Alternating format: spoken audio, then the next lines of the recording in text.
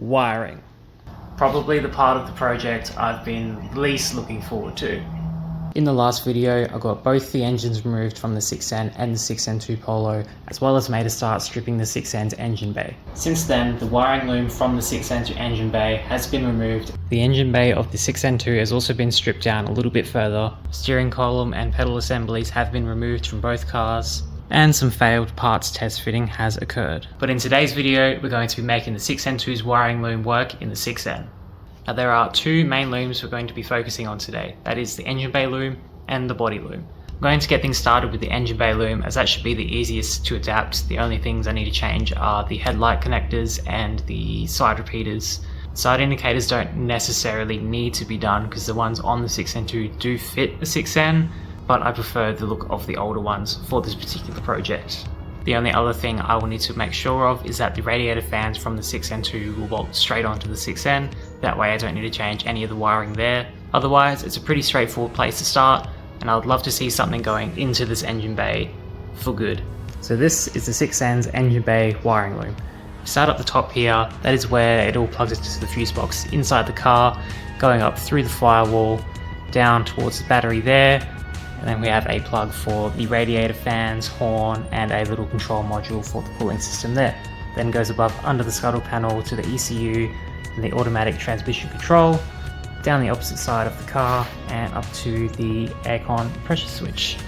I'm pretty sure the only thing I need from this particular loom are these here, plugs for the side indicators. The headlight connectors are still on the loom that goes through the styling panel, so we're going to go cut those off now. Needed. Garbage. Some hard work. But now for the easy bit, removing all of this from the 6N2.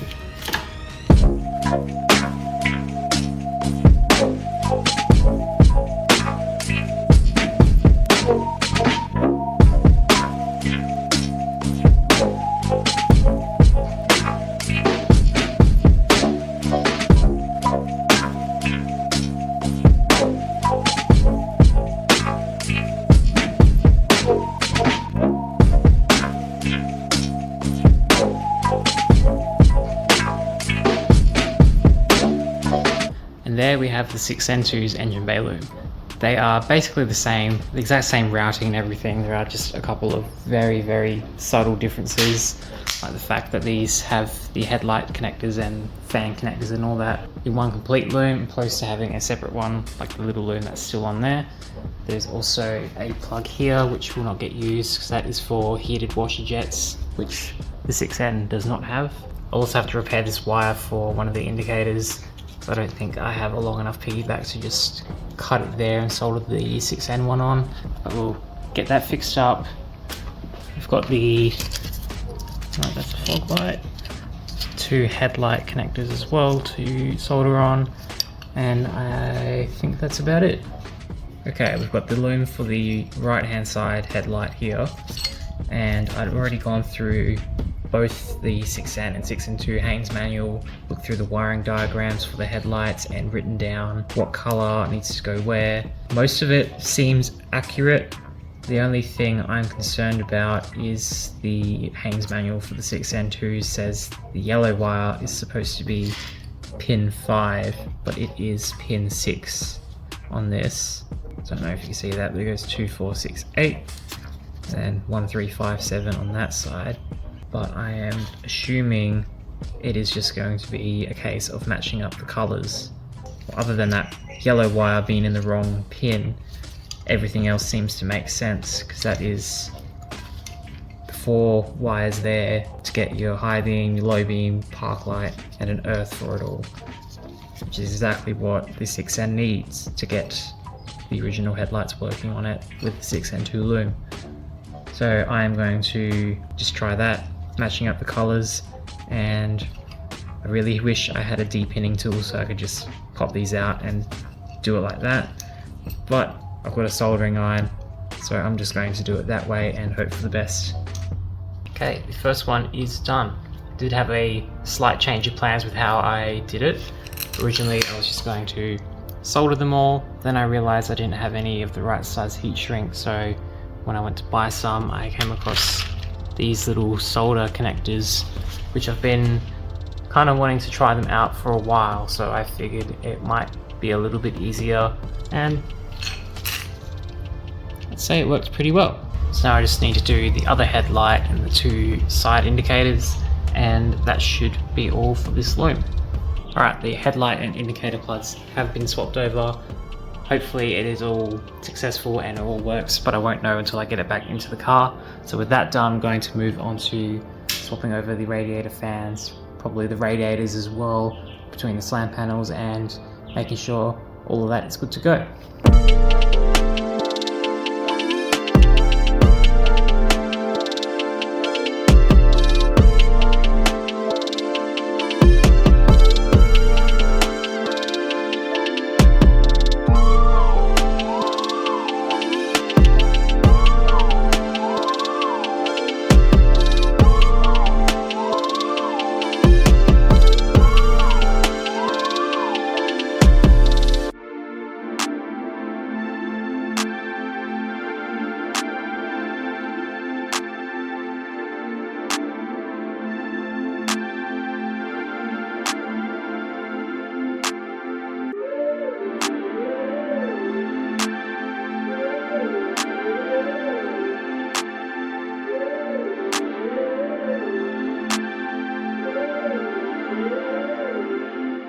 Side quest is complete, and it looks so much better just having the one connector on there instead of having all of this as well. So that's a nice little bit. Also, does anyone know what this is for? I'm pretty sure it's a counterweight, but it just seems to be a big lump of metal that sits behind where the bonnet latch is. So if anyone knows what it actually does, leave a comment down below, because I'm genuinely curious. Now I get to do the part I've been wanting to do, and that is to get the Engine Bay wiring loom in the 6N for good, hopefully, and then I get to do the rest of the wiring, but that's a post-dopamine hit problem to deal with. So let's get this in the car and see how it looks.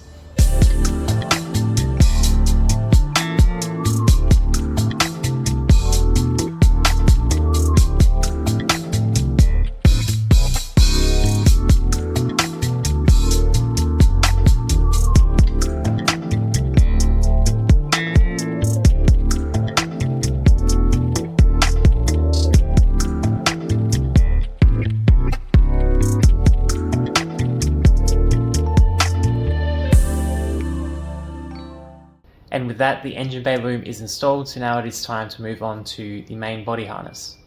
My biggest concern with doing this is that Volkswagen have run all the vacuum lines for the central locking in with the actual wiring, so I'm going to try to do that as carefully as I can to reduce the chances of having vacuum leaks in my central locking after all of this.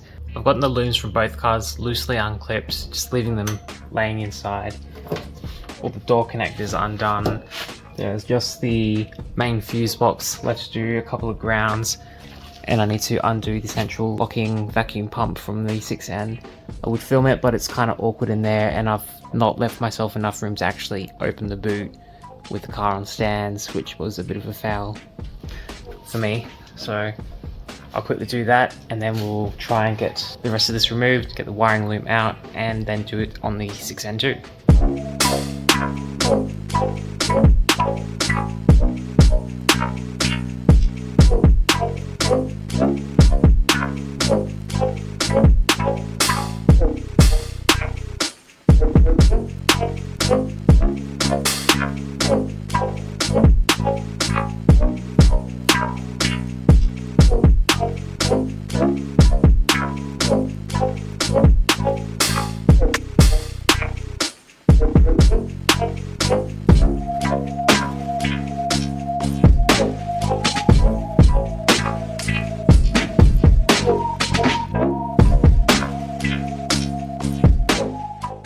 And there we have 2 Polo wiring looms.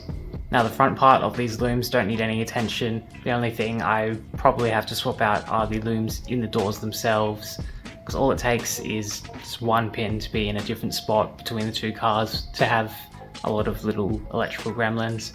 So I'll be swapping the entire door looms on the front doors as well, Luckily the back doors just have a vacuum line going to it, and that connection's the exact same.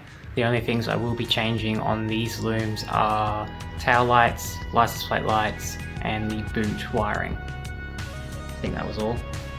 Yeah. I do want the option to go between the 6N and the 6N2 tail lights. So I've got these little waterproof 6-pin connectors, and I'm basically just going to make little piggyback looms so I don't have to go swapping any wires over when I go to change tail lights from one type to another. I can just unplug a loom, plug a new one in, and it should all work fine. So here we have both connections for the boot looms for both Polos. The 6N just has a single 5-pin connector, and the 6N2 has a 5-pin connector as well as this 2-pin connector, which I'm pretty sure is just for the intermittent rear wiper. So I'll probably just leave that one, repin one of these to fit in the other. I don't know which way yet. On the 6N side, we have a thick black cable, which will be the earth. There is a black and green, black and yellow, black and red, and a brown and white. On the 6N2s, we still have that thick black cable, which will be the earth. There's a black and yellow and black and red as well. But then instead of the other two, there's a green and red and a brown and red. But that should just correlate pretty easily. So the green and red will go to green and black, brown and red will go to brown and white. Or at least so I hope, but that is what I'm going to try. And I won't know until it's all back together, but to my luck, this is a 98 6N. If it was one of the earlier ones, there'd be different colors completely. So this is kind of where they started to change the loom and use the same color coding on the 6Ns as they then did on the 6N2s, more or less. The only other thing are the license plate lights, which I haven't actually removed them properly from either car, mostly because I didn't leave enough space to access it, because I will need to take the rear bumper off the 6N to get the license plates out properly, as they're clipped in, the loom for it's clipped in. So I've just done a little snip on both of them, and I will deal with that at a later date when I can get a bit more access, but they are the same colors. The 6N has 2 brown and 1 grey and red, but the 6N2 has 2 brown and 2 grey and red. Pretty self-explanatory. It's just a single filament 5-watt globe times 2, so that will be an easy fix when I get to it. But for now, I'm going to snip some wires, join them to some other wires, and hope for the best. Here we have the patch harnesses for the 6N and the 6N2 tail lights. At the moment I've got the 6N one on the main body harness itself, but if I want to swap to the 6N2 tail lights, just unclip them, put the 6N2 one in, and then all the wires will be in the right place. I've also put a male connector on one side and female on the other for 2 reasons. One is to keep costs down, because that way I only needed 3 pairs of these connectors, and the second is just to make sure the left and right don't get mixed. I haven't actually checked if the pinouts are different, but if they are, I'm not going to have any issues. Taking a look inside the car, I've adapted the wiring for everything in the boot, so the demister, rear wiper, third brake light, and put the 6N2's plug on that. It's just done with the little solder connectors, and I'm fairly confident that it's all going to be in the right spot. But for now, it's time to get all of this wiring into the 6N.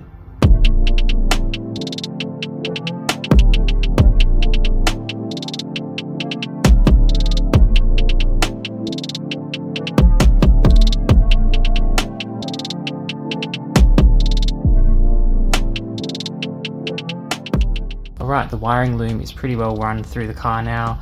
The fuse box section under the dash will probably need a bit of finessing once I get like the pedal assembly and steering column and all that back in, but for now it seems like it's in the right place. Also gone and rerouted the antenna cable, because on the 6Ns they run on the right hand side, but the connector for it is on the left hand side for the 6N2, but the actual cable itself is the same, so that's run down the other side of the car. The next job now will be dealing with the wiring inside the door and also replacing the window regulators, because they are different between the 2 cars. I do have a couple of regrets around window regulators at the moment. First of which is having them all the way down at the start of this project. It makes it a little bit more difficult to take the glass out of the window reg. I could probably hot wire it and lift it up a little bit, but that's just extra effort. So with the power of a long ratchet spanner, I can get them out. It's just a little bit more tedious. The second thing is that I've already swapped this out for a window regulator from the Rust Bucket 6N. Now I have to swap it out again because the 6N ones are different to the 6N2s. It's just another one of those things I thought would be the same that aren't, but it is what it is. We'll just make do with what we've got, and I'll have to replace the window reg again at some point because the 6N2 one is on its way out.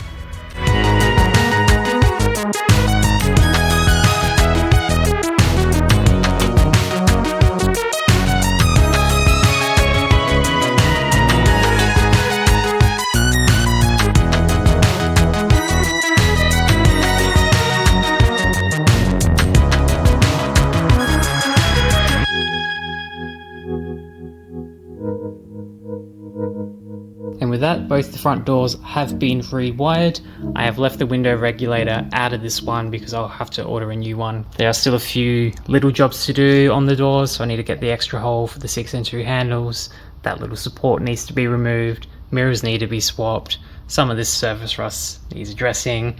But that's just the tip of the iceberg on all these little jobs that need doing on the car during this process. Still need to replace the heater core, swap the shifters over, get the pedal assembly and steering column back in. Just a bunch of small little jobs here and there. That is all going to be happening in the next video on this project. So be sure to subscribe so you don't miss that video. Leave a like if you enjoyed it, and I will see you all in the next one.